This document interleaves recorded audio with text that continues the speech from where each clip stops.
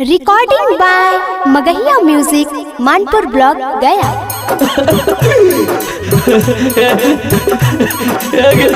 हमरा छोड़ के जाए छे तू शादी के कर 17 के तिलक 18 के मरवा और 20 के बराती है हमारा मोहब्बत के सुने गे जानू देनी चावल के जैसा फटाक गे।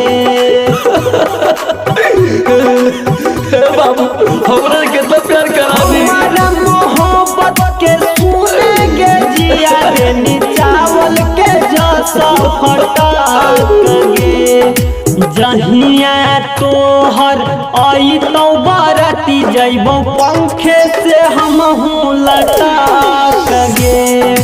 जहिया तोहर आई तो बाराती मरबो पंखे से हमहू लटाक गे।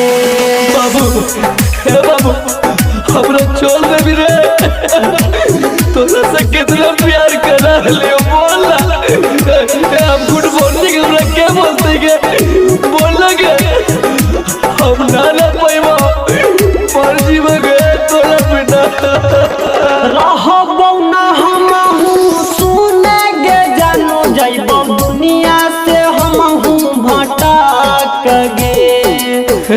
तू जब ससुराल हमर लाश जइतो तोरे चलते रहबो ना सुने गे जिया जइबो दुनिया से हमहू भटक गे।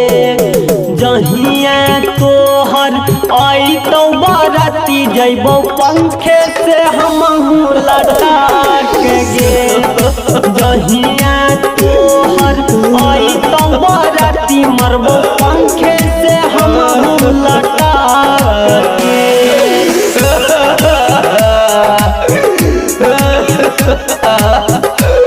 हमरा छोड़ के चल भी तो कैसे जाए हमरा दिल के बीमारियां नहीं बच पाइबो। ओने तोरा डोली उठौरे ने मोरा यार थी देखी है तू डोली से पलट के। बोला हमरा से इतना प्यार करा रही तू ओने तोरा डोली उठौरे ने मोरा यार थी देखी है तू डोली से पलट के। विजय बजरंगिया कहोगे जानू मरबो पंखे से हमहू लटाक के। विजय बजरंगिया कहोगे जिया मरबो पंखे से हमहू लटाक के। हमरा छोड़ के जाए छी तजी पाइबो तोरा बिना। Music by PM Bihari.